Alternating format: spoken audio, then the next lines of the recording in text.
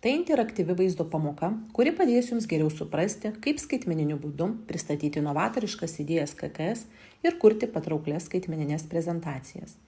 Turėdami šį įgūdį galėsite sukurti aišku ir įdomų skaitmeninį pristatymą, kurti vizualiai patrauklias skaitmeninės prezentacijas naudodami kūrybinius įrankius, perteikti kūrybinės idėjos unikalumą ir kultūrinę vertę, naudoti specializuotus įrankius, kad galėtumėte efektyviai rašyti ar pateikti skaitmeninius pristatymus.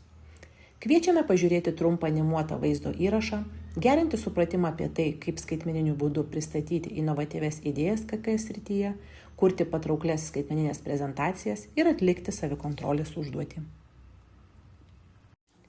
Šiandien daugelis kultūros ir kūrybos sektoriaus galimybių atsiranda internete. Pateikdami savo idėjas skaitmeniniu būdu, galite užmegzti ryšius su partneriais, klientais ar rėmėjais, net jei esate toli nuo namų. Geras pristatymas nebūtinai turi būti tobulas.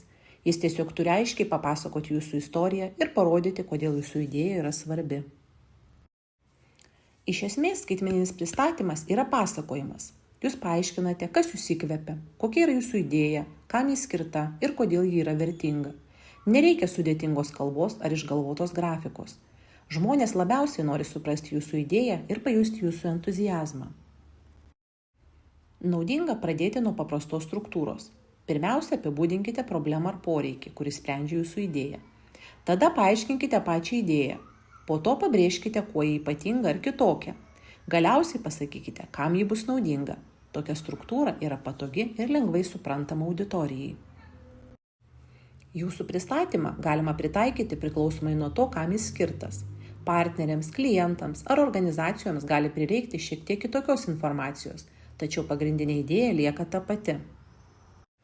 Įsivaizduokite, kad norite pasiūlyti internetinius piešimo seminarus pradedantiesiems. Problema? Daugelis žmonių mano, kad nėra pakankamai kūrybingi. Jūsų idėja? Paprastas padrąsinantis seminaras, kurio metu dalyviai mokosi piešti žingsnis po žingsnio. Kas yra unikalaus? Jūsų šiltas požiūris ir asmeninis meninis stilius. Kam tai naudinga?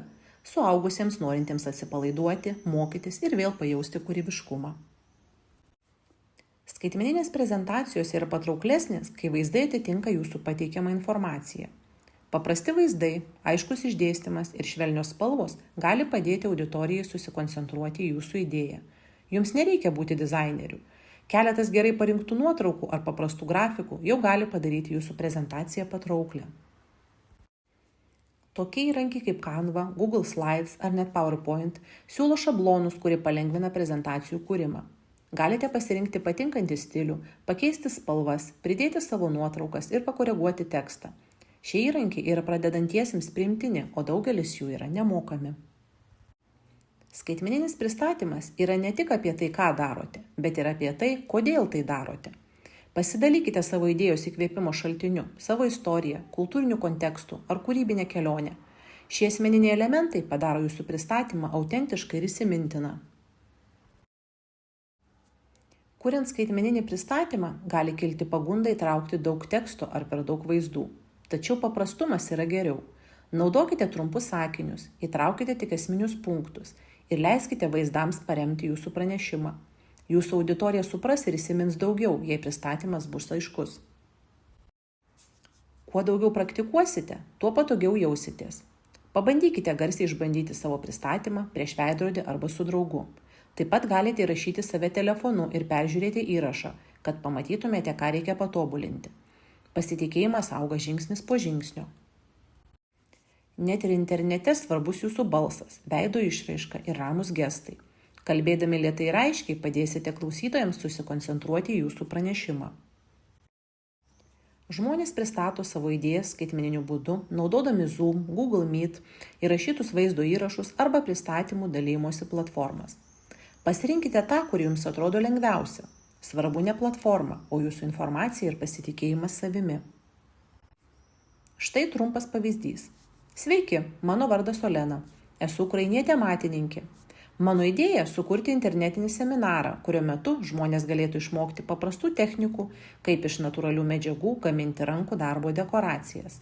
Šis seminaras padeda žmonėms atsipalaiduoti, pajusti kūrybiškumą ir sukurti kažką gražaus. Mano įkvėpimo šaltinis – tradiciniai ukrainietiški amatai, kurie teikia komfortą ir džiaugsmą. Trumpas, aiškus, šiltas ir veiksmingas. Jums nereikia iš pirmo karto pateikti tobulą pristatymą.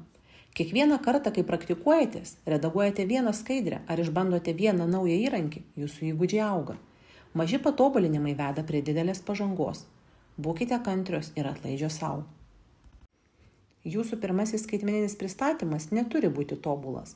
Kiekvienas bandymas padeda jums mokytis, tobulėti ir laikui bėgant tapti labiau pasitikinčia savimi. Atminkite, jūsų kūrybinės idėjos vertos būti išgirstos. Jūsų istorija yra reikšminga. Jūsų kultūra, patirtis ir talentai suteikia kažką unikalaus kūrybiniam ir kultūros sektoriui. Skaitmeninis pristatymas yra tiesiog įrankis, padedantis jums pasidalinti tą vertybę su kitais. Dabar kviečiame jūs pasitikrinti savo žinias atsakant į pateiktus klausimus. Pažymėkite teisingą atsakymą. Nepriklausomai nuo to, ar pasirinkote teisingai ar neteisingai, jums bus pateiktas atsakymo paaiškinimas. Pradėkime.